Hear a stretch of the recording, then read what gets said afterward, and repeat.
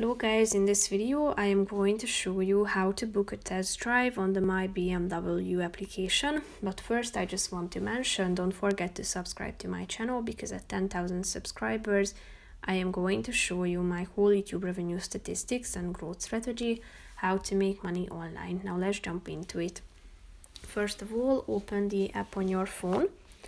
After that, you should tap on this car icon down below, which is the fourth option, and then go to the bottom and tap on book a test drive. So get behind the wheel of a brand new BMW, as it says, and then you will be directed to this website where you should select which type of car you would like to try out, and then you should select the model too. Here you can see the picture of it. You should select when would you like to purchase the car.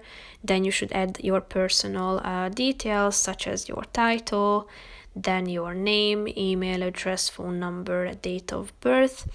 After that, you should add your address, either your home or business address, including your postcode, city name, then your street and number. Then you should select the preferred BMW store nearby. You can also use your location locator here, or you can also type in the name of it. You can see it on the map, and then you should tap on this send button to send your